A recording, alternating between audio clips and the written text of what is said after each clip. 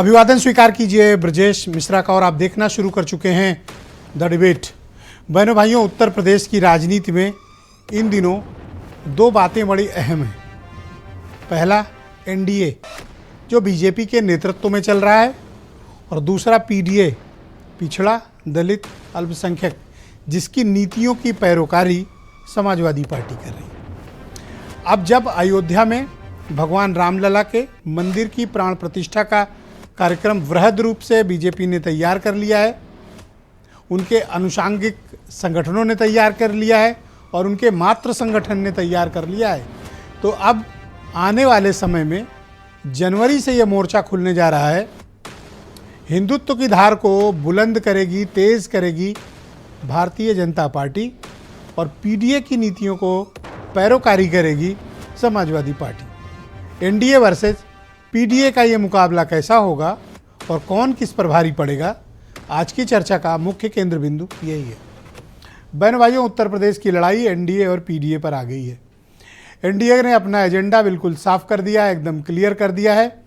और अब जब अयोध्या में 22 जनवरी को भारत के प्रधानमंत्री नरेंद्र मोदी अयोध्या में भव्य रामलला के मंदिर की प्राण प्रतिष्ठा के कार्यक्रम में सम्मिलित होने का उन्होंने निमंत्रण स्वीकार कर लिया है, तब भारतीय जनता पार्टी, उसके अनुषांगिक संगठन और उसके मातृ संगठनों ने इसकी बड़ी वृहद और व्यापक स्तर पर तैयारी करना शुरू कर दिया है। तैयारी इतनी बड़ी है कि तकरीबन 40 करोड़ से भी अधिक लोगों तक ये इनविटेशन भेजा जाएगा कि वो ऑनलाइन ऑफलाइन जिस भी माध्यम से हो मंदिर की प्राण प्रतिष्ठा के वक्त इस कार्यक्रम को देखें, उसके बाद भी सम्मिलित हों। ये तो हुआ प्राण प्रतिष्ठा का कार्यक्रम।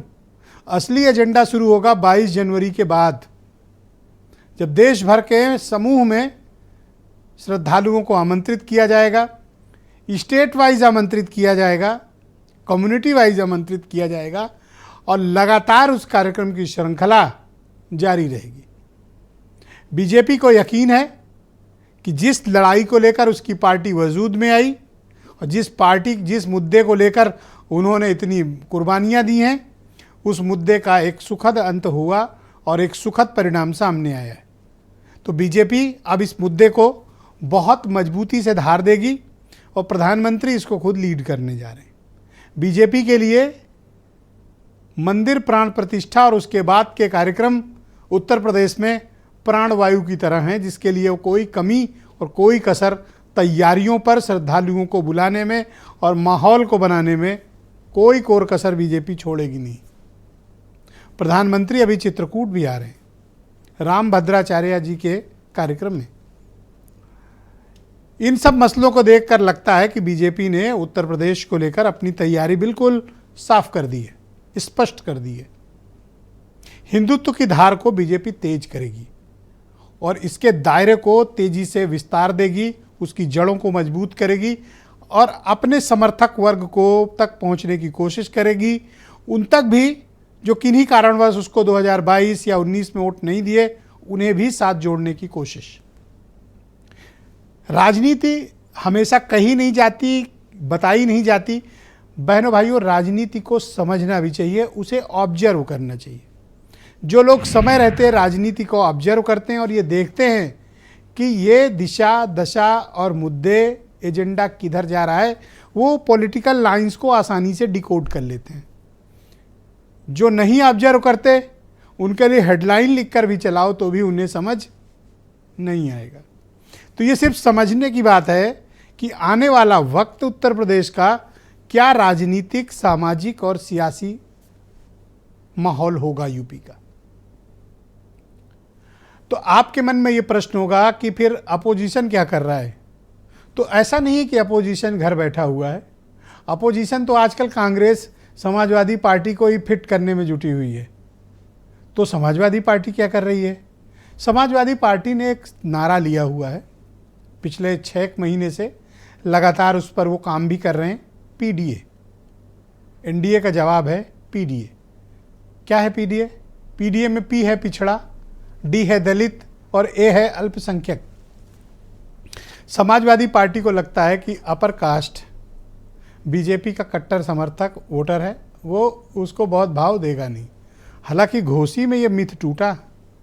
क्षत्रिय समाज ने बड़ी तादाद में सुधाकर सिंह को वोट किया, साइकिल पर वोट किया। लेकिन समाजवादी पार्टी का ऐसा मत है कि पिछड़ा, दलित और अल्पसंख्यक बड़ी तादाद में उनके साथ अगर जुट गए तो बीजेपी अगर अपर कास्ट के लॉयन शेयर भी ले जाने में कामयाब हुई तो भी उनके इस अलायंस को वो ब्रेक नहीं कर पाएगी। इस पर वो काम कर रहे हैं। कांग्रेस क्या कर रही है? सपा को आजकल फिट करने में लगी हुई है। यूपी में फिट करने का मतलब होता है टाइट करने में लगी हुई है, या रास्ते में कील कांटा बिछाना हो गया। बसपा अपने मूड में है, उनका खैर एजेंडा सबको क्लियरिटी है। तो क्या एनडीए के इन मुद्दों का, इतने ताकतवर सेनापतियों का और इतना जो विस्तृत स्वरूप तैयार किया जा रहा है, क्या अपोजिशन उत्तर प्रदेश में एनडीए के समक्ष खड़ा हो पाएगा? मैं फिर कह रहा हूं, जिन्हें अभी नहीं समझ में आ रहा वो देखेंगे और इसको महसूस भी करेंगे कि जनवरी से क्या माहौल बनना शुरू होगा। और ये बात सिर्फ ऐसा नहीं कि अयोध्या यूपी तक होगी, पूरे देश भर से श्रद्धालु आएंगे, दर्शन करेंगे और बीजेपी उसको अपने अचीवमेंट के तौर पर प्रस्तुत करेगी। करना भी चाहिए। जिस मुद्दे को लेकर उन बनी पार्टी, जिस मुद्दे को लेकर इतनी कुर्बानियां बीजेपी ने दी, सब कुछ हुआ, तो अब उस मुद्दे का जब एक सुखद परिणाम निकला है तो जाहिर सी बात है कि वो उसे इनकैश करेंगे। सब कोई करता है अपने अचीवमेंट्स को। तो क्या एनडीए और पीडीए का टकराव उत्तर प्रदेश में दोनों पार्टियों के लिए फ़ायदेमंद होगा या फिर बीजेपी अपने मकसद में कामयाब हो जाएगी? आज की चर्चा हम इसी विषय पर करने वाले हैं। आप कुछ स्टेटमेंट सुन लें, फिर आज की डिबेट को मैं आगे बढ़ाता हूँ। भारत के माननीय प्रधानमंत्री नरेंद्र भाई मोदी जी ने 22 जनवरी को अयोध्या में रहना प्राण प्रतिष्ठा के स्थान पर रहना, उसकी जो भी पूजन विधि होगी उसमें जो उनसे कहा जाएगा उसे करना, ये उन्होंने स्वीकार कर लिया है। इनके परिवार के लोगों ने, इन्होंने जिस प्रकार से भगवान श्री राम के अस्तित्व को नकारने का काम किया, इन्होंने अयोध्या में भगवान श्री राम के जन्म स्थान पर मंदिर ना बने, इसके लिए कांग्रेस ने और कांग्रेस के लोगों ने हमेशा इसमें अड़ंगे लड़ाते रहे।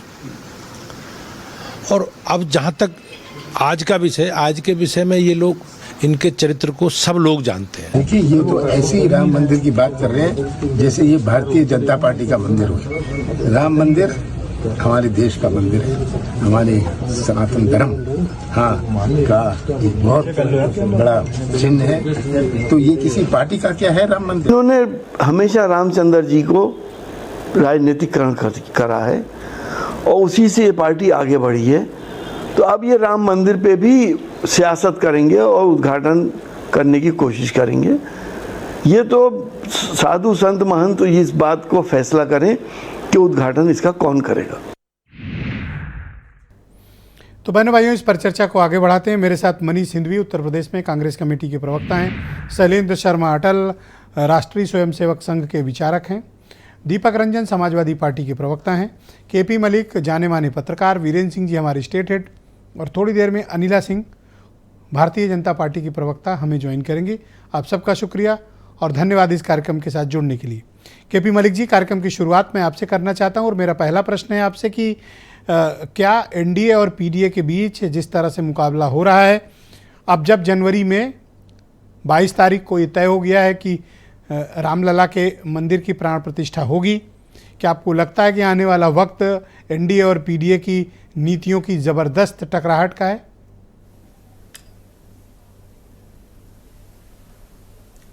देखिए ब्रजेश जी, काफ़ी कुछ आपने अपने उद्बोधन में, शुरुआती उद्बोधन में आपने चीज़ें बताई हैं, लेकिन मेरा ये मानना है कि भारतीय जनता पार्टी ने जिस तरह की तैयारियां की हैं मंदिर बनाने में, और पार्टी भी खड़ी हुई है मंदिर के नाम पे, इसमें कोई दो राय नहीं है।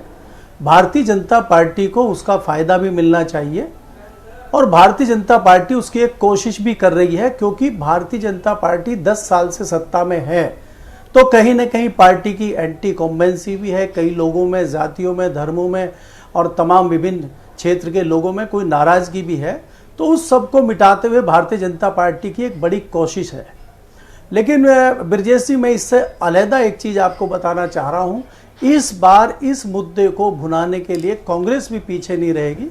मेरे सूत्र बताते हैं कि भारत जोड़ो यात्रा भी उसी दिन खत्म अयोध्या में होगी जिस दिन मोदी जी का या मंदिर की प्राण प्रतिष्ठा का प्रोग्राम होगा, और राहुल गांधी और बाकी लोग दावा ये करेंगे कि जिस मुद्दे पे बात हो रही है उस मंदिर का ताला खोलने का काम स्वर्गीय राजीव गांधी ने किया था।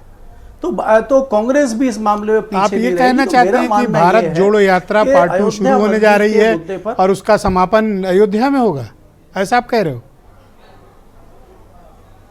जी जी जी, मैं बिल्कुल, मेरे जो कांग्रेस के सूत्र हैं वो बताते हैं कि जो इन 5 राज्यों के चुनाव हैं, ब्रजेश जी हमें ये नहीं भूलना चाहिए कि जो 5 राज्यों के चुनाव हैं इनके जो परिणाम आएंगे वो कई सारी चीज़ों को तय करेंगे, और ये जो चीज़ें तय होंगी उसी में भारत जोड़ो यात्रा का दूसरा चरण शुरू होगा और उसका समापन अयोध्या में होगा। मेरे पास ये सूचना है, और इस बार कांग्रेस भी इस मामले को लेकर राजनीति करेगी अयोध्या के मुद्दे पे। और कांग्रेस का कहना है, जैसा कि मैंने पहले कहा, कि स्वर्गीय पूर्व प्रधानमंत्री राजीव गांधी ने ताला खोलने का ये जो पीडीए का फार्मूला लेकर मंदिर अपोजिशन आगे बढ़ रहा है हमारी आस्था कि हम पिछड़े, दलित और अल्पसंख्यकों के हितों की, नीतियों की पैरोकारी करेंगे, क्या आपको लगता है कि सिर्फ पैरोकारी और इनके मुद्दे उठाने भर से इस कम्युनिटी के वोट का लायन शेयर समाजवादी पार्टी हासिल कर पाएगी?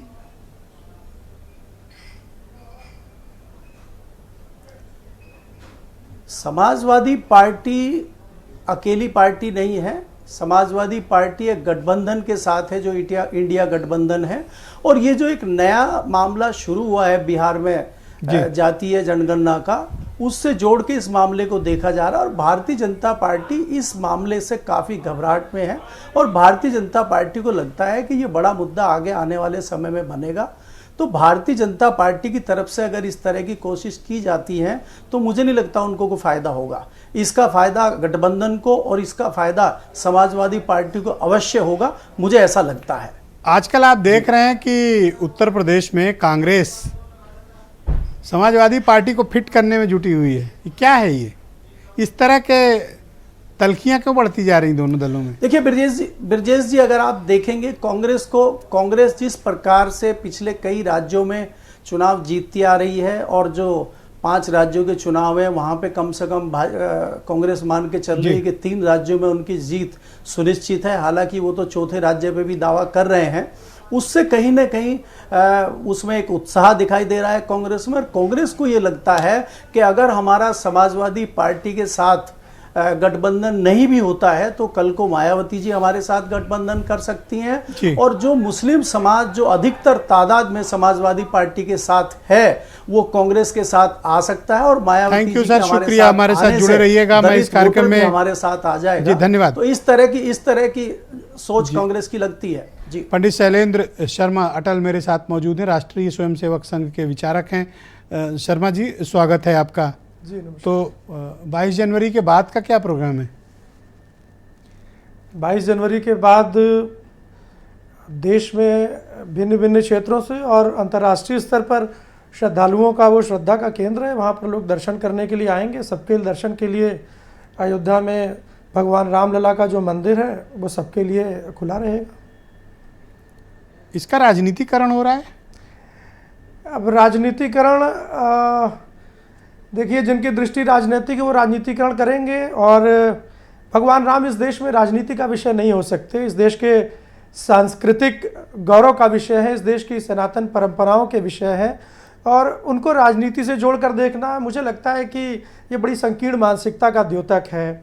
कोई सरकार अगर 2014 में चुनाव जीत कर आ सकती है, कोई सरकार अगर 2017 में उत्तर प्रदेश में जीत सकती है, 2019 में जीत दर्ज करा सकती है, 2022 में जीत दर्ज करा सकती है, तो ये आवश्यक नहीं है कि एक ऐसा विषय जो 464 वर्षों से संघर्ष में था और जिसको इस देश की लोकतांत्रिक और जुडिशियल जस्टिस डिलीवरी सिस्टम के माध्यम से जिसको इस देश में स्वीकार किया गया, उसको लेकर के अगर एक निर्माण कार्य अपने चरम पर है, अपने वैभवशाली शिखर को और अपने पराकाष्ठा को प्राप्त कर रहा है, उसको भी राजनीति से जोड़कर देखना। अपोजिशन को तो इसमें कोई इनविटेशन अभी तक नहीं गया।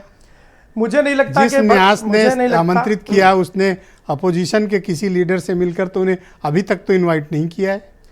मुझे लगता है उन्हें भी करना चाहिए। मुझे लगता है कि इस देश के माननीय प्रधानमंत्री जी के साथ साथ इस देश के प्रत्येक राज्य के मुख्यमंत्री जी को भी निमंत्रण जाएगा, इस देश में प्रत्येक राज्यपाल को भी निमंत्रण जाएगा। मुझे लगता है इस देश में पत्रकार, मीडिया हाउस के आप सभी बंधुओं को भी अपोजिशन निमंत्रण। वालों को भेजोगे इनविटेशन? नहीं जी, अपोजिशन वालों को इनविटेशन आएगा? इस देश में भगवान राम के मंदिर के लिए कोई पक्ष और विपक्ष जैसे वर्गीकरण नहीं हो सकते हैं।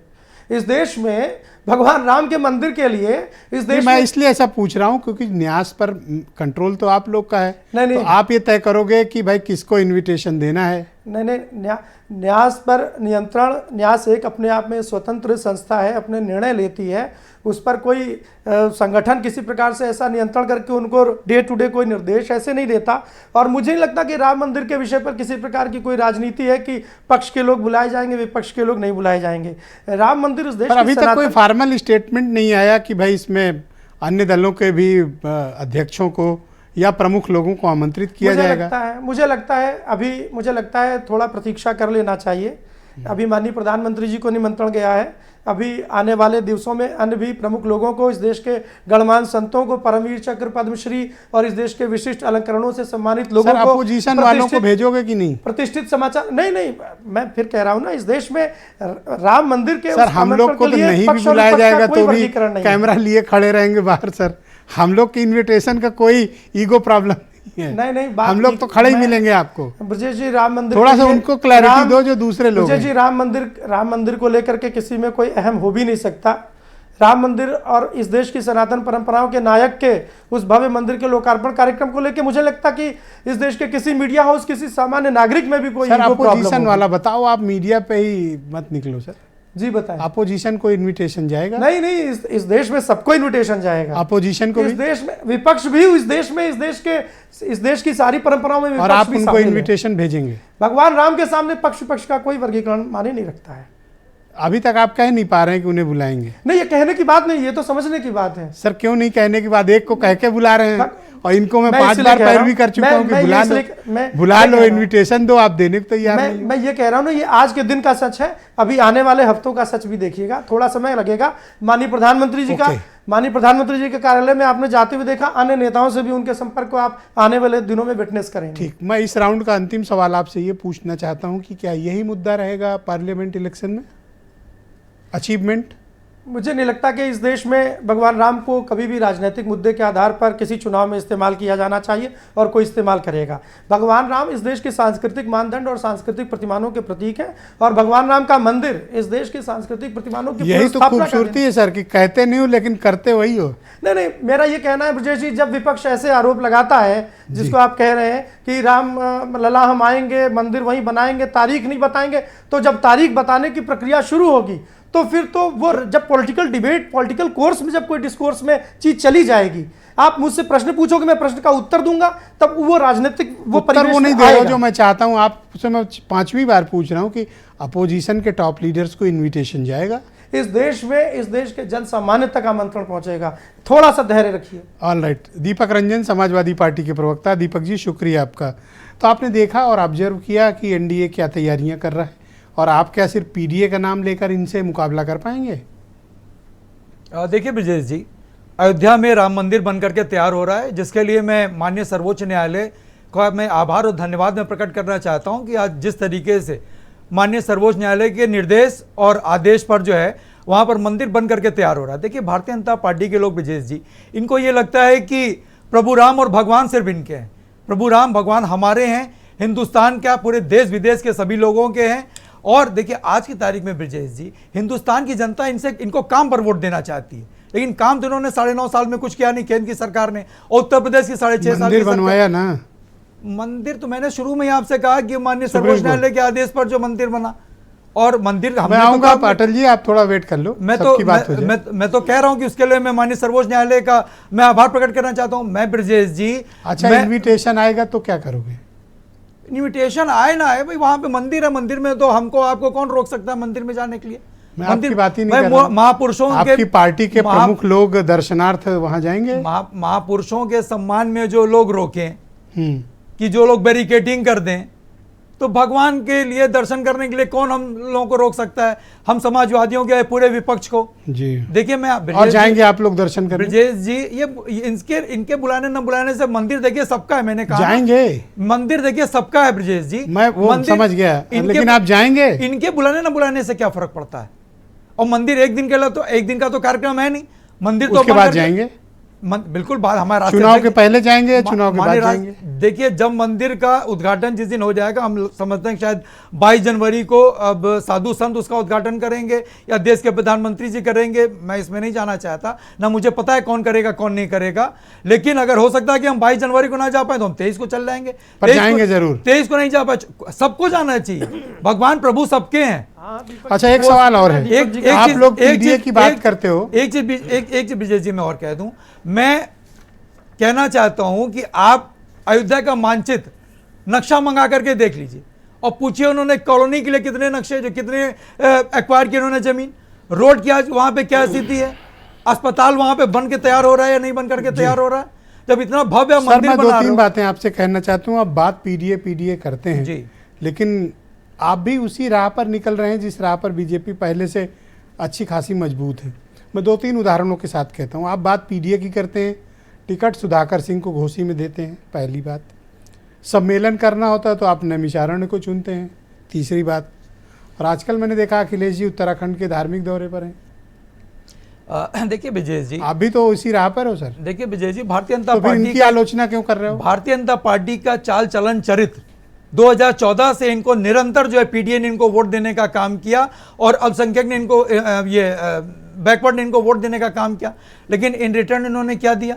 देखिए पीडीए का मतलब हमारा यह है कि सवर्णों की आवाज बन करके पीडीए आगे बढ़ेगा। और आपने देखा सर, होगा तो इसमें पीडी एस जोड़ लो सर, एस भी लगा लो। नहीं तो पीडीए, आपने तो इस पे कट्टम कुट्टम कर रखा है। पीडीए से आपका क्या मतलब? पीडीए से मेरा मतलब है पिछड़े, हर वो व्यक्ति चाहे वो किसी वर्ग किसी समाज से आते हो ब्रजेश जी, जो इस भारतीय जनता पार्टी के सरकार में स्वास्थ्य की दिशा में, शिक्षा की दिशा में, महंगाई की दिशा में, बेरोजगारी की दिशा में हर वो आदमी जो पिछड़ा है वो हमारे लिए पिछड़ा है। आपको अंदाजा है बीजेपी जिस पिच पर खेल रही है आप उसका मुकाबला कर पाओगे? और जनवरी से जिस तरह का माहौल बनेगा, आपके पास कोई तैयारी है या सिर्फ अभी आपके पास यह है कि हम पिछड़े दलित अल्पसंख्यकों की बात करेंगे? इतनी बात करने भर से आप लड़ लोगे उनसे? ब्रजेश जी, बीजेपी भारतीय जनता पार्टी जो पिच तैयार कर रही है ना, उसको हिंदुस्तान की जनता ही उसको जो है उखाड़ फेंकेगी उस पिच को, और इनके सहयोगी घटक दल जो हैं अब वो इतनी ज्यादा इनके लिए उस पिच पे परेशानी पैदा करेंगे, ये खुद ही नहीं खेल पाएंगे। अच्छा ये बताइए अजय राय के क्या हालचाल है? अजय राय जी ठीक हैं, गए थे शायद आज सीतापुर गए थे। हंसी आ रही भैया? मैं आपसे पूछ रहा हूं दीपक भाई। अजय राय जी सीतापुर गए थे आज आजम अच्छा। खान साहब से मिलने, लेकिन शायद हम समझते हैं शायद आज मुलाकात हो नहीं पाई उनकी। अरे या बड़ी कोई चिंता अगला- है उनको आपकी आजकल? नहीं, हम तो आप लोगों के चैनल के माध्यम से हम लोग इतने अवेयर तो रहते हैं कि हम लोग देखा करें। लखनऊ से निकले थे सीतापुर के लिए, लेकिन शायद उनकी मुलाकात हो नहीं पाई। अच्छा, हमने चैनल के माध्यम से हमने जाना। अगर आज की तारीख में आप अजय राय जी का हाल पूछना चाहे तो मैं आज की आपको जो हमें आप लोग गए नहीं, अजय राय पहुंच गए? नहीं, हमारे राष्ट्रीय अध्यक्ष जी जाएंगे और मिल के आएंगे। अरे वही अजमेर जाते हैं जिन्हें ख्वाजा बुलाते हैं। जाएंगे मिल करके आएंगे। वही अजमेर जाते हैं जिन्हें ख्वाजा बुलाते हैं। अरे अटल भाई जवाब एक बोले तो सेकंड तुम्हें बीच एक में शब्द देखिए, बोला। पहला राउंड है, नो इंटरप्शन प्लीज। क्या कर रही है कांग्रेस आपके साथ, अंदाजा है? नहीं, कांग्रेस अपना काम उकसा कर रही रही है है। आपको? कांग्रेस देखिए अपना काम कर रही है, अपनी पार्टी को मजबूत कर रही है। समाजवादी पार्टी अपनी पार्टी को मजबूत कर आपने रही है। पूछा अजय राय से कांग्रेस से कि आजम खान तुम्हारे कौन है? देखिए आजम खान साहब रानी जगत की एक बहुत बड़ी शख्सियत है। हम तो समझते हैं सिर्फ, हम तो कहते हैं कि सिर्फ इनको अजय राय जी को नहीं, हर उस व्यक्ति को जाना चाहिए। क्या आपको उकसाया और धमकाया जा रहा है? हम समाजवादियों को कौन उकसा और धमका सकता है विजय जी? हम लोग संघर्षों की कोख से पैदा हुई पार्टी है ये, हमको कौन डरा और उकसा सकता है? हम अपना काम कर रहे हैं, वो अपना काम कर रहे हैं। कांग्रेस आपको क्यों फिट करने में लगी हुई है आजकल? मैं थोड़ा मतलब भ्रमित हूँ, थोड़ा मुझे इनलाइटन करो। क्यों? देखिए हमको क्या फिट करेंगे? हम अपना काम कर रहे हैं, वो अपना काम कर रहे हैं। और ये सही है कि कुछ स्टेट्स में जो है हमारा उनसे बातचीत नहीं हो पाई, लेकिन 2024 के लिए ये तो वहां का बदला यहाँ ले रहे हैं क्या? वहां लड़ा दिए हो तो यहाँ फिट किए जा रहे हो? नहीं, देखिए वहां लड़ा नहीं दे, वहां पे समाजवादी पार्टी निरंतर जो है वहां पे चुनाव लड़ती चली आ रही है। मैं मनीष सिंघवी को आमंत्रित करता हूं। धन्यवाद दीपक जी। मनीष जी आपका स्वागत है। 22 जनवरी को तय हुआ है कि प्रधानमंत्री जी अयोध्या में रामलला के मंदिर की प्राण प्रतिष्ठा के कार्यक्रम में सम्मिलित होंगे, और अभी वो चित्रकूट भी आ रहे हैं कल। आपको क्या लगता है कि भारतीय जनता पार्टी जो हिंदुत्व के एजेंडे को और मजबूत और सॉलिड कर रही है नॉर्थ बेल्ट में विशेष तौर पर, आप लोग के पास कोई रणनीति है उनसे मुकाबला करने की? देखिए, ऐसा है, हमारे और भाजपा में एक बेसिक डिफरेंस है। हम संविधान को मानने वाले लोग हैं, हम संविधान का आदर और सम्मान करते हैं, सब जातियों का करते हैं, धर्मों का करते हैं। मैं सनातनी हिंदू हूँ, मुझे राम मंदिर राम प्रिय हैं, वो मेरे आस्था के विषय हैं, है ना। अयोध्या मेरे लिए पावन भूमि है। और आप सनातनी हिंदू हैं? बिल्कुल सनातनी हिंदू हैं। ओके, हम हैं, आप भी हैं, हम सारे लोग हैं। तो लेकिन हम संविधान का पालन करते हैं। ताला हमने खुलवाया। अच्छा, ताला राजीव गांधी जी के काल में खुला। चलो, कांग्रेस ने ये बात कही तो कि ताला नहीं, ये हम क्यों कहेंगे? तो फाइनली वो आपको अपनी पिच पे खींच लाए ना। नहीं ब्रजेश जी, ये हमको कहने की जरूरत है क्या? गूगल में मौजूद नहीं है कि यहाँ पर कांग्रेस की सरकार, वहाँ की सरकार का ताला खुला? बात कोर्ट में गई, कोर्ट में मुकदमा चल रहा था, मुकदमे का फैसला आया, कोर्ट ने एक फैसला दिया, मंदिर वहाँ पर एक न्यास बना, न्यास ने आम लोगों से पैसा लिया है, आम जनता से चंदा लिया और मंदिर बन रहा है। मैं सिर्फ 2-3 बातों पर आपका ध्यान ले जाना चाहूँगा। आप देखिए कि किस कदर ये लोग बेचैन हैं मंदिर का फ़ायदा लेने के लिए, कि अभी जो मंदिर पूरा नहीं बनकर तैयार नहीं हुआ है, उस अधूरे मंदिर में भगवान राम की प्रतिमा का प्राण प्रतिष्ठा करने जा रहे हैं। क्या ये सनातनी है? मुझे तो नहीं लगता। सनातन धर्म तो कहता है कि कंप्लीट मंदिर में, बने हुए मंदिर में, अधूरे मंदिर में। तो अभी 3 महीने का समय है सर। मैं पूरा भी नवंबर, पूरा दिसंबर, जनवरी, मैं भी यही हूँ, 3 महीने का टाइम। मैं भी यही हूँ और आप भी यही हैं। जहाँ तक मैं पढ़ पा रहा हूँ या जहाँ तक सूचना उपलब्ध है, मंदिर पूरी तरीके से 2025 में बनकर तैयार होगा, जो लिखा हुआ है। ओके, मंदिर पूरा कंस्ट्रक्ट नहीं हुआ है। आप भी सनातनी हिंदू हैं, मैं भी हूँ। क्या अधूरे मंदिर में मूर्ति की प्राण प्रतिष्ठा होती है? और मुझे लगता है अगर भगवान राम का मंदिर बन रहा है तो उसे पूरा हो जाने दिया गया होता। क्यों एकदम ठीक इलेक्शन के 1 महीना पहले? ये किस लाइन में आ गए सर आप? सनातनी हिंदू क्या किस लाइन में आ गए? नहीं, ये बताइए कि क्या मैं अगर नहीं कहूंगा तो नहीं रह जाऊंगा क्या? अचरज में हूँ कि कांग्रेस कांग्रेस नहीं है। मनीष हिंदवी सर, आप कांग्रेस रिप्रेजेंट कर रहे हो, ये कह के नहीं कर सकते हो। क्या कांग्रेस में जो लोग, जो सनातनी हिंदू हैं या जो मुसलमान हैं या जो ईसाई हैं, जो सिख हैं, उनका कांग्रेस में आने से उनका धर्म बदल जाता है? नहीं, बस फर्क सिर्फ एक है कि हम संविधान का पालन करते हैं, संविधान में विश्वास रखते हैं और सबका सम्मान करते हैं। और इस देश के जो हमारे पूर्वज थे, जिन लोगों ने संविधान बनाया, उन्होंने भी हमसे यही अपेक्षा की थी। उन्होंने ये नहीं कहा था कि इलेक्शन के ठीक 1 महीना पहले आधे अधूरे मंदिर में भगवान आता है तो गांधी फैमिली शिरकत करेगी इस कार्यक्रम में? बिल्कुल करेगी। अगर इनवाइट आता है तो करेंगे। वैसे एक बात मैं आपको बता दूं कि हमें किसी इनवाइट की जरूरत नहीं है। काफी बोल्ड होते जा रहे हो आप लोग, ऐसा क्या हो गया? आप एक बात बताइए कि क्या किसी मंदिर में जाने, क्या आपको उधर वाले वोट का क्या करोगे फिर? तो उधर नाराज कर रहे हो? नहीं, कोई नाराजगी नहीं है, कोई नाराजगी नहीं है किसी की तरफ से। क्योंकि हमने कहा हम धर्म की राजनीति नहीं करते। धर्म हमारे लिए आस्था है और राजनीति अलग विषय है और धर्म अलग है मेरे लिए। भाजपा के लिए दोनों एक है। तो आप चाहते हो कि आपको क्रेडिट मिले कि आपने ताला खुलवाया? नहीं, हम कतई नहीं चाहते। हम ये चाहते हैं कि जो आप तो अभी कह रहे थे कि करो गूगल, अभी देख लो हम ही ने खोला है। नहीं, वो तो सच है, वो तो सच बदल नहीं जाएगा। हम क्या कह रहे हैं? हम कह रहे हैं कि जो इलेक्शन की लड़ाई है, जो 2024 की लड़ाई है या किसी भी चुनाव की लड़ाई है, वो शिक्षा पर हो, वो महंगाई पर हो, वो गरीबी पर हो, वो बेरोजगारी पर हो। हम भगवान का इस्तेमाल राजनीति के लिए क्यों करें? इसका मतलब 90s में जिस मुद्दे पर आप थे, आज आपने अपना स्टैंड चेंज कर लिया? नहीं, कतई नहीं। हमने हमेशा जो चुनाव की सियासत है वो धर्म पर नहीं करी है। हमने चुनाव की सियासत कभी धर्म पर नहीं करी। हमने चुनाव की सियासत हमेशा देश के मुद्दों पर करी है और हम आज भी यही चाहते हैं। और केपी मलिक अभी कह रहे थे कि वो राहुल गांधी अयोध्या में अपनी यात्रा का समापन करेंगे। Is it true? अयोध्या ऐसा ही है भाई। मेरे पास अभी दूसरी जो भारत जोड़ो यात्रा का दूसरा चरण है, उसकी मेरे पास ऑफिशियली कोई सूचना नहीं है, तो मैं प्रवक्ता के तौर पर इस पर कोई टिप्पणी नहीं कर सकता। लेकिन मंदिर में जाने के लिए किसी को किसी से अनुमति की जरूरत नहीं है। तो क्या आप इस बात का क्लेम करते हो कि राहुल गांधी और कांग्रेस के टॉप लीडर्स मंदिर विजिट करेंगे, दर्शन करेंगे? पूरी भारत जोड़ो यात्रा में जितनी भी धार्मिक जगहें पड़ी, इंक्लूडिंग अयोध्या कि पूरी भारत जोड़ो यात्रा में, इसमें पहली यात्रा की बात कर रहा हूं, जितनी भी धार्मिक जगहें पड़ी हो, किसी भी धर्म की रही हो, हम वहां पर गए क्योंकि हमने कहा नहीं हमारे मन में। और आप अयोध्या भी जाएंगे? हम अयोध्या भी जाएंगे। ओके, तो हमने कहा नहीं हमारे मन में भारतीयता बसती है ब्रिजेश जी। और मैं फिर चैलेंज से कहता हूं, यह बहुत दुर्भाग्यपूर्ण है कि हम चुनाव की पूरी सियासत, आपको क्या लगता है मार्च में चुनाव होने वाला और ये पूरी कवायद करी जा रही जनवरी में क्यों की जा रही है? हमें नहीं पता, आप बताओ ना। मैं बता रहा हूं पूरे चुनाव को मुझे तो एकदम नहीं पता ही सब। 9.5 साल में अगर हमने काम किया होता तो हमको ये नौबत ना आई होती। ठीक। अच्छा, एक सवाल ये है कि ये इनको क्यों फिट कर रहे हो आजकल सपा वालों को? इनसे क्या हो गया? प्रश्न ही नहीं है।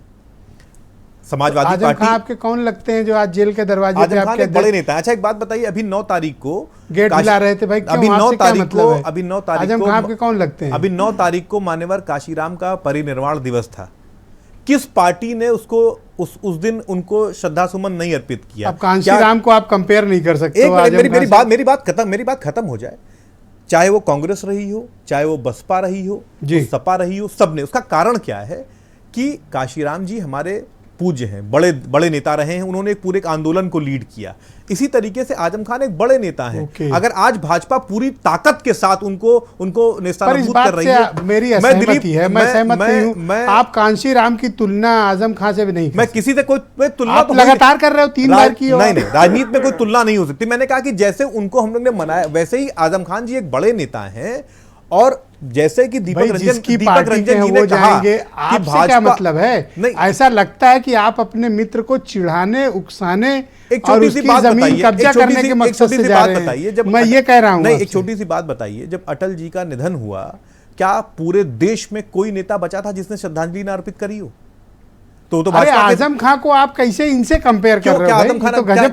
क्या आजम खान एक बड़े नेता नहीं है? बड़े नेता है तो आप क्यों जाओगे मिलने? क्यों? वो बड़े नेता है, भाजपा ने उनके साथ इंजस्टिस किया, मना तो कर दिया, नहीं मिलेंगे। दीपक रंजन छोटा सा मुंह लेके लौट आए, मैं उनसे सहमत हूं। हर उस आदमी को जाना चाहिए जो भाजपा के इस अन्याय और तानाशाही के खिलाफ खड़ा होना चाहता है। तो क्या सिर्फ आजम खान के साथ? आजम खान जी को सेलेक्टिवली टारगेट किया गया, सेलेक्टिवली टारगेट करके नष्ट कर दिया गया। उनके ऊपर ऐसे ऐसे मुकदमे लगाए जाए कि इसका कोई औचित्य नहीं है।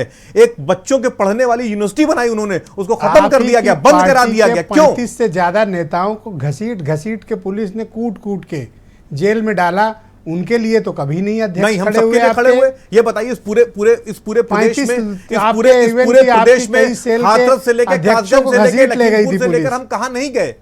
आप ये और आपको फिक्र है बड़ी आजम खान की? नहीं, आजम खान की नहीं, हमें हर उसकी फिक्र है जहां पर ये सरकार तानाशाही रवैया अपना क्या रही है। इसको उकसावे की कार्रवाई माना जाए जो आप कर रहे हो? ब्रजेश जी, कांग्रेस के लोग कहां नहीं गए? आप बताइए ना, कासगंज नहीं गए कि लखीमपुर नहीं गए कि हाथरस नहीं गए? उनसे हिसाब करो, वो कह रहे हैं उकसावे कार्रवाई है। नहीं, कतई नहीं। ठीक है, अनिला सिंह को मैं बस अपनी बात खत्म कर रहा हूं। ये सरकार, थैंक यू। मैं अपने नेक्स्ट राउंड में आपको टाइम देता हूं, आप रख लीजिएगा। अनिला सिंह भारतीय जनता पार्टी की प्रवक्ता हमें ज्वाइन कर चुकी हैं। अनिला जी, स्वागत आपका। अब जब ये तय हो गया है कि जनवरी 22, 2024 को मंदिर में प्राण प्रतिष्ठा का कार्यक्रम होगा, ये कहा जा रहा है कि बीजेपी हिंदुत्व की धार को मजबूत करने के लिए उत्तर प्रदेश में ये अभियान चला रही है।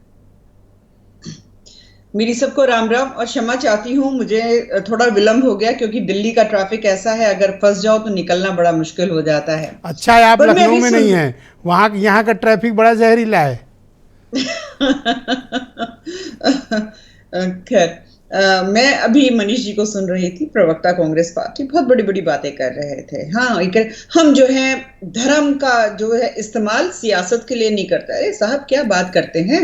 आप ही का राजनीतिक दल है ना, सियासत के लिए धर्म के आधार पे इस देश को खंडित कर दिया, और आप कह रहे हैं कि धर्म के लिए हम सियासत नहीं करते हैं या सियासत के लिए हम धर्म नहीं करते हैं। आप जो है धर्म केवल और केवल सियासत के लिए इस्तेमाल करते हैं, ये सत्यता है। और सबसे बड़ा सत्य ये है कि भारत के टुकड़े अगर किसी ने किए हैं तो कांग्रेस पार्टी ने किए हैं, और स्वार्थ के लिए किए हैं और धर्म का इस्तेमाल के लिए किए हैं। अभी ये कह रहे हम तो भारतीयता को जीते हैं भाई। हाँ, भारतीयता को जीते हैं। तो जब से ये बात सामने आई है कि अब इंडिया की जगह भारत, एनसीईआरटी की किताबों में इसका जो नाम है बदलकर भारत जो है इस्तेमाल किया जाएगा इंडिया की जगह, क्यों इतनी परेशानी हो रही है? आपके नेता जो है अलग अलग ऊटपटांग बयान दिए चले जा रहे हैं। ये क्या चीज है? कौन सी भारतीयता है भाई? आप कहिए हम इंडियननेस को जीते हैं तो आपके मुंह से ज्यादा अच्छा लगेगा, क्योंकि कांग्रेस का चरित्र यही है। ब्रिटिशर्स की हैंडक्राफ्टेड पॉलिटिकल पार्टी है, जो ब्रिटिशर्स की सोच थी, अंग्रेजों की सोच थी। मैं इस पर घूम कर आता हूं कि ये क्या आपका एजेंडा हिंदुत्व का होगा चुनाव में? नहीं, मैं उत्तर दे रही हूं उसका, मैं मैं ये कहना चाहती हूँ, अगर भारतीय जनता पार्टी की बात करते हैं, अभी ये कह रहे हैं ना कि धर्म का इस्तेमाल, धर्म का इस्तेमाल, धर्म का इस्तेमाल, तो मैं ये कहूंगी धर्म का हम पालन करते हैं, आस्था का हम सम्मान करते हैं और डंके की चोट पर कहते हैं कि हमने भगवान श्री राम की लड़ाई लड़ी, हम महादेव काशी, हम वहां पे ज्ञानवापी जो मंदिर है उसकी भी लड़ाई लड़ेंगे, हम मथुरा की भी लड़ाई लड़ेंगे। आपने भगवान राम की लड़ाई लड़ी, सम्मान करते हैं और डंके की चोट पे बोलते हैं। बीजेपी ने भगवान राम की लड़ाई लड़ी है। कॉन्स्टिट्यूशन और अनाप शनाप जो बातें करते हैं, मन हो सकता है भाई, एक सेकंड, समाजवादी पार्टी और ये कांग्रेस पार्टी थी ना, कार सेवकों के ऊपर जो गोलियां चलाई, सरयू नदी लाल कर दी, संविधान को बचाने के लिए समाजवादी पार्टी के मुखिया मुलायम सिंह यादव जी यही बयान दिया था ना, उन्होंने कहा था फिर गोली चल पाऊंगा अगर संविधान को बचाना हुआ। कार सेवकों को मार के काट कर आप संविधान को बचा रहे हैं केवल इसलिए क्योंकि वो अपनी आस्था के लिए लड़ाई लड़ रहे थे। किसने मारा और काटा था कार सेवकों को? किसकी सरकार थी? अनिला जी, किसकी गवर्नमेंट थी जो मारा काटा गया कार सेवकों को? पूछिए नहीं, समाजवादी पार्टी के दीपक रंजन जी बैठे हुए हैं। आप बताइए, नाम लीजिए, किसके, कौन मुख्यमंत्री थे? मुलायम सिंह यादव जी। पद्म विभूषण किसको दिया है अभी पिछले वर्ष?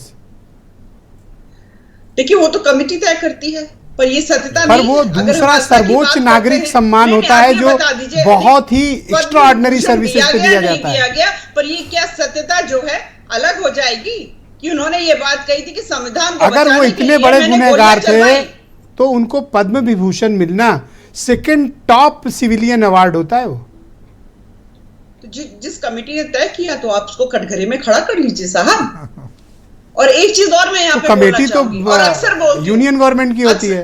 ब्रजेश जी, मैं एक चीज अक्सर बोलती हूँ, मैं फिर बोलूंगी, आपके चैनल पर भी बोलूंगी, कि जब हम हिंदुओं की बात करते हैं, जब हम सनातनियों की बात करते हैं, तो उनके सेंटिमेंट्स जो है ना वो बीजेपी और आरएसएस से ऊपर भी हो सकते हैं। और उस सेंटिमेंट को, उस भावना को जरा सम्मान करना ये राजनीतिक दल सीख लें।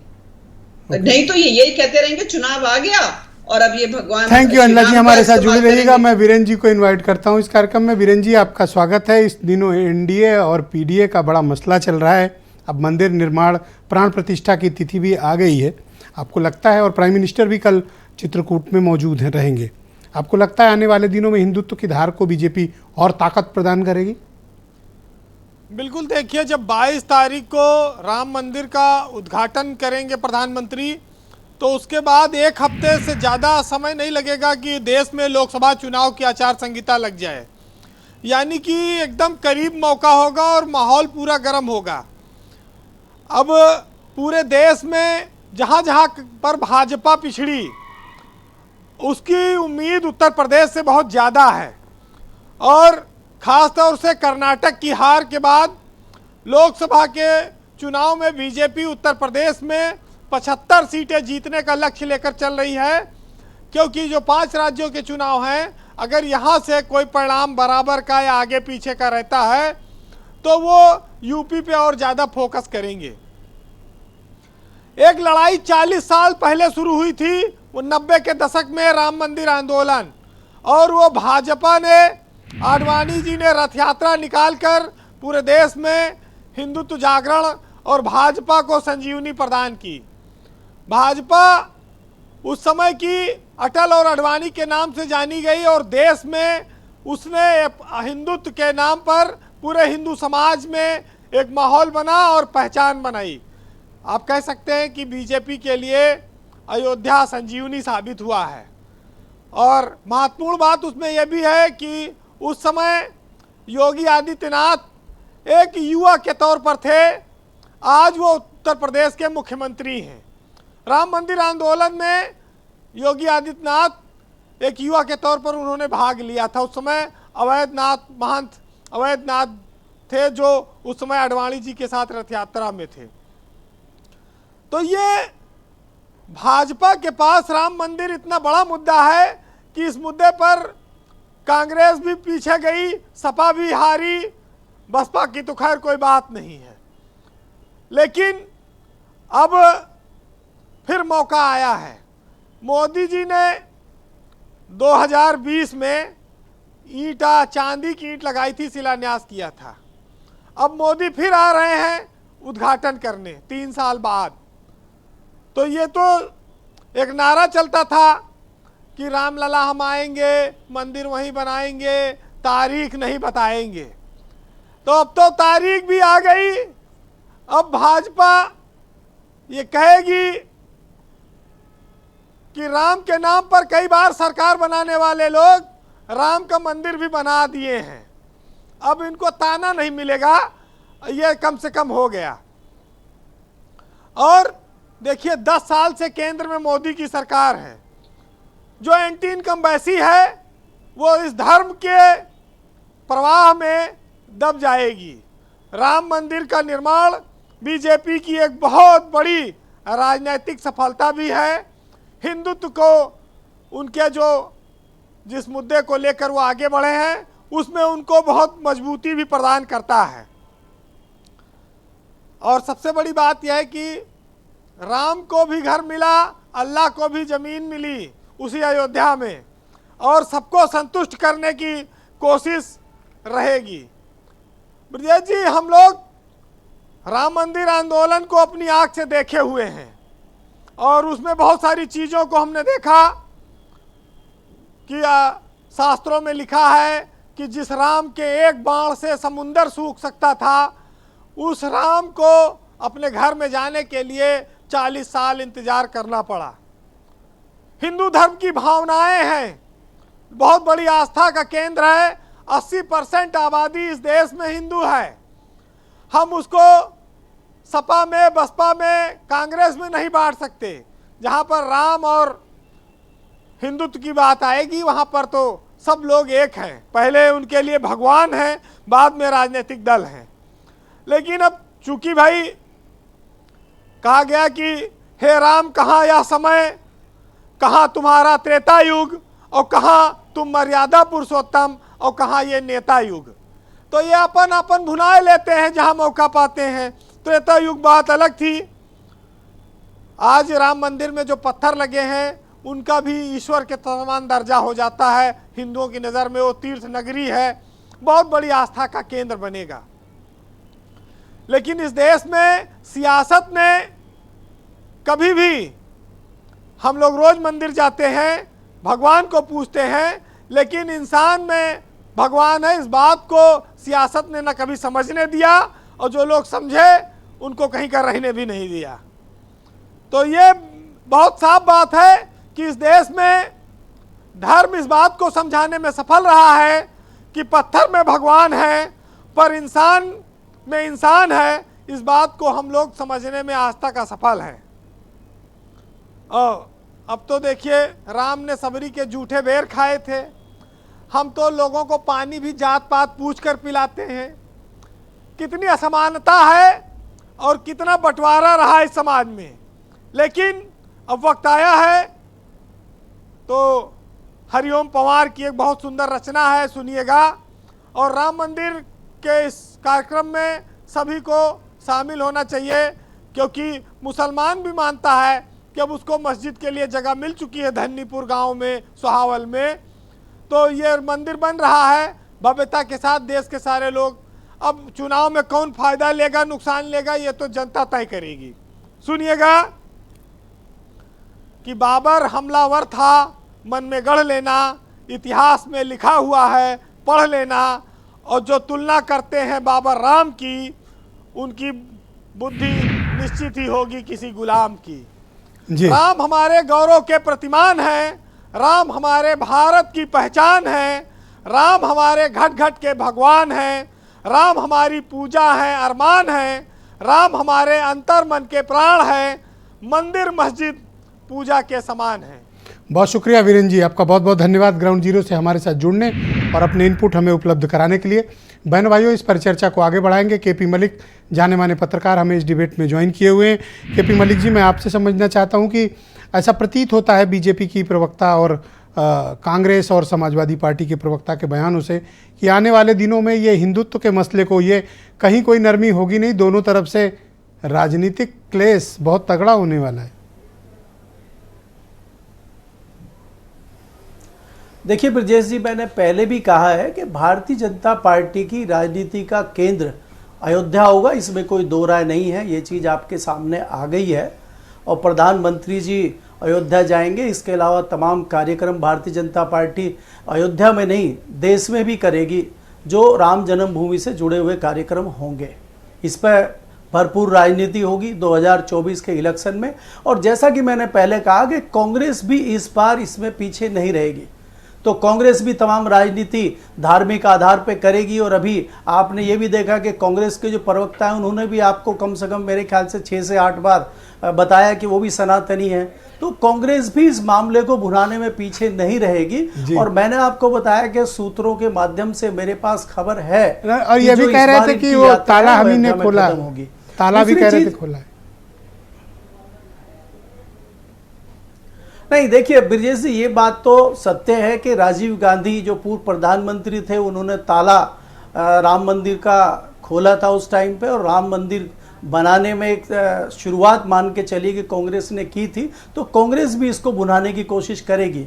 लेकिन तीसरी जो बात है यहाँ पे, समाजवादी पार्टी भी जो मेन पार्टी है उत्तर प्रदेश की, चुनाव जीतने में उन्होंने एक नया जो अपना फॉर्मूला तय किया है, और वो कितना चलेगा वो देखना ज़रूरी है कि समाजवादी पार्टी, क्योंकि जिस प्रकार से आपने देखा और आपने सवाल भी पूछा समाजवादी पार्टी के और कांग्रेस के दोनों प्रवक्ताओं से कि कांग्रेस के अध्यक्ष को ऐसी क्या एकाएक हो गई कि वो सीतापुर में आजम खान से मिलने पहुंच गए। तमाम नेता जेलों में हैं, कई सारे मुस्लिम नेता सर, मैंने तो इतना पूछ लिया कि वो आपके लगते कौन है? उनके लिए भी है, फिर भी ये जवाब खाली आजम खान के लिए? ये इनको फिट करना चाहते हैं सर, थोड़ा टाइट। वो तो आपने फिल्मी डायलॉग के हिसाब से पूछा है कि हम आपके, वो तो आपने फिल्मी डायलॉग के अंदाज में पूछ लिया कि हम आपके हैं कौन या वो आपके हैं। शुक्रिया आपका सर। थोड़ा सा इस राउंड में वक्त का अभाव है, मैं दीपक रंजन को कनेक्ट करता हूं। दीपक रंजन, मैं आपसे समझना चाहता हूं कि कांग्रेस ने अपनी क्लैरिटी दे दी और वो कह रहे हैं आजम खां तो उनके बहुत कुछ है इसलिए जा रहे हैं। आजम खां की तुलना वो कांशी राम और अटल जी से कर रहे हैं। ये बात आपको चौंकाती नहीं है? देखिए ब्रजेश जी, मैं सबसे पहले आदरणीय अनिला सिंह जी की बात में मैं आना चाहता। अभी ये दिल्ली में बता रही थी जाम में फंस गई थी, मुझे बड़ा दुख हुआ कि आप जाम में फंस गई थी, और इन्होंने आपके सम्मानित चैनल में दिल्ली के जाम का हाल इन्होंने बता दिया। लेकिन दिल्ली में ये ट्रैफिक कंट्रोल किसके हाथ में अनिला जी? न सिर्फ दिल्ली बल्कि उत्तर प्रदेश का हाल भी जाम का इतना बुरा है कि हम लोग को कहीं पहुंचने में 10 मिनट डिबेट करेंगे आज। पहले क्लैरिटी तो अनिला जी ने कहा था, मैं इनकी बात बता दूं, और आपने भी अनिला जी ने 1992 का भी हवाला दिया था।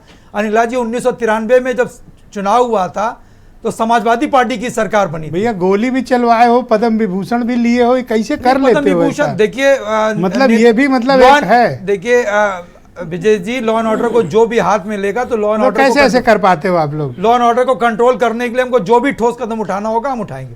और देखिए रहा सवाल भारतीय जनता पार्टी का, मैंने बार बार ये बात कही है ब्रजेश जी कि राजनीति एक अल्पकालीन धर्म है, लेकिन धर्म एक दीर्घकालीन राजनीति है। शैलेंद्र जी, आप कुछ कह रहे थे डिबेट के पहले राउंड में, आप हाथ उठा के कुछ बोलना चाहते थे, आप कह लें, मेरे पास थोड़ा सा वक्त है, आप बोलें।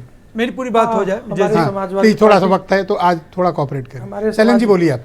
हमारे समाजवादी पार्टी के मित्र कह रहे थे कि मंदिर तो सर्वोच्च न्यायालय के आदेश से बन रहा है, लेकिन सर्वोच्च न्यायालय ने स्वतः संज्ञान लेकर के कोई मंदिर बनाने का आदेश तो नहीं दिया। इसकी लड़ाई तो माननीय उच्च न्यायालय से लेकर के ट्रायल कोर्ट से और सुप्रीम कोर्ट तक कौन लड़ा, उसके लिए लड़ने वाले लोग कौन थे? और जो लोग आज ताला खोलने की बात करते हैं वो ये सवाल क्यों पूछ रहे थे कि तारीख कब बताएंगे, मंदिर कहाँ बनाएंगे? अगर आप ताला खोलने वालों के साथ थे, अगर आप मंदिर के पक्ष में थे, तो इतना गतिरोध क्यों? सुप्रीम कोर्ट में अपने वकील खड़े करके आपने पूरी प्रोसीडिंग सर, ऐसा लगता है कि आप इनको इन्वाइट करोगे नहीं, आपकी बातों से नहीं लग रहा। नहीं, इन्वाइट करने की बात नहीं है। इन्वाइट तो 1951 में पंडित जवाहरलाल नेहरू को सोमनाथ मंदिर की प्राण प्रतिष्ठा कार्यक्रम में किया गया था, वो नहीं गए। डॉक्टर राजेंद्र प्रसाद गए, कन्हैयालाल माणिकलाल मुंशी गए, लेकिन ये नहीं गए। इसलिए जब आपकी आस्था नहीं होगी तो आप नहीं जाएंगे। पंडित जवाहरलाल नेहरू ने कहा कि ये तो हिंदू पुनरुद्धार का एक एक्ट लगता है, जबकि कांग्रेस के नेता महात्मा गांधी ने, सरदार पटेल ने, एनवी गाडगिल ने और कन्हैयालाल माणिकलाल मुंशी ने उस मंदिर के चैलेंज जी, थोड़ा वक्त का अभाव है, थोड़ा सा आज मतलब ज्यादा समय नहीं मेरे पास। मनीष सिंधवी जी, मैं आपसे समझना चाहता हूँ, हाँ क्या बोल रहे थे आप? बोले, बीच में इंटरप्शन क्या? आप अपनी बात रख लो, बोलो। मैं अनिला जी की बात से बात शुरू करना चाहूंगा। उन्होंने उनको थोड़ी बोल तो रहे थे शैलेंद्र जी, मैं आप कह रहे हो मैं दोनों लोगों की बात पर आऊंगा, बस 1 मिनट का टाइम लूंगा। वो विभाजन की बात कर रही थी, उनको थोड़ा पढ़ने की जरूरत है। विभाजन किसने कराया? मुस्लिम लीग और हिंदू महासभा, आरएसएस, इन लोगों का, वे लोग विभाजन के फेवर में थे। पहले इनको कहिए ये बात समझ लें। दूसरी बात यह है कि इंडिया और भारत पर बार बार कंफ्यूजन पैदा करते हैं। संविधान को न मानने की कसम खाई इन्होंने। ये संविधान बदलने की चाहत रखने वाले लोग हैं। क्या लिखा है पहले? India that is Bharat. हम इंडिया भी शब्द हमारे लिए सम्माननीय और भारत भी हमारे लिए सम्माननीय है। हम इंडिया और भारत के पचड़े में नहीं पड़ते, क्योंकि संविधान में जो लिखा है वो हमारे लिए भी आदरपूर्ण होना चाहिए और आपके लिए भी होना चाहिए। और जो बात शैलेंद्र जी कह रहे हैं ना, देखिए इनकी कुंठा नेहरू को लेकर, इनकी कुंठा गांधी को लेकर तो जग जाहिर है ये नए नैरेटिव सेट करने की कोशिश कर रहे हैं। ये नहीं मानते कि जब आसमान में थूकेंगे तो मुंह पर गिरेगा। आप गांधी और नेहरू की बात ना करें, आप इस लायक नहीं है कि गांधी और नेहरू की बात कर लें। संविधान में व्यवस्था की और विश्वास की बात करते हैं, तो ऐसे लोग शुक्रिया, मैं अनिला जी को आमंत्रित करता हूं। प्रेस कॉन्फ्रेंस में फाड़ते हैं और आप संविधान में आस्था और विश्वास की बात। अनिला जी, कांग्रेस तो कह रही है कि उनके लीडर्स आने को तैयार हैं, दर्शन भी करेंगे। अब तो कोई इशू अरे किसी ने रोका हुआ है क्या? राम भक्त बनकर आए। हाँ, वीआईपी ट्रीटमेंट चाहिए, वीआईपी ट्रीटमेंट इन लोगों को चाहिए। और अभी मैं सुन रही थी, कांग्रेस के प्रवक्ता को सुन रही थी, भैया इन लोगों ने इतना गलत इतिहास पढ़कर ये लोग बड़े हुए हैं, अब वही परोसा है हमारे 1942 उनको कंप्लीट करने दीजिए, मैं आपको दूंगा समय, उनको कंप्लीट करने दीजिए। समय है मुझे 1942 में भारत छोड़ो आंदोलन का विरोध में मैं टाइम दूंगा आपको, प्लीज उनको बात करने दीजिए। गद्दारी का इतिहास है, गद्दारी का। ब्रजेश जी फाइनली फिर पढ़िए, गद्दारी का इतिहास है। मैं आपको दूंगा समय, आप ले लेना। बड़े नेता, उनको बोलने कहा आजम खान बड़े नेता, एक शब्द लगाना भूल गए आजम खान के लिए, बड़े घटिया नेता। आप यूनिवर्सिटी की बात करते हैं। देखिए अनिवार्य इस तरीके के अल्फाज अब ना इस्तेमाल करिए। और भारतीय जनता पार्टी में कितने घटिया स्तर के नेता हैं, घटिया नेता, इस तरीके के अल्फाज आप ना इस्तेमाल करिए। एक सम्मानीय नेता के लिए वन बाय वन बोलिए, बोलिए ना मैम। हाँ, आप आपत्ति नोट करिए। बता देंगे कि जयप्रदा जी बता देंगे आजम खान जी कैसे नेता। जयप्रदा जी किसके साथ हैं? बहुत बहुत धन्यवाद, मैं आप सबका बहुत आभार प्रकट करता हूं कि आप सबने डिबेट पर अपना कीमती वक्त निकाला। आप सबका शुक्रिया, बहुत बहुत धन्यवाद। आप सबने अपने अपने विचार प्रस्तुत किए, बहुत बहुत शुक्रिया। और बहनों भाइयों, आप सबका भी धन्यवाद कार्यक्रम देखने के लिए। नमस्कार।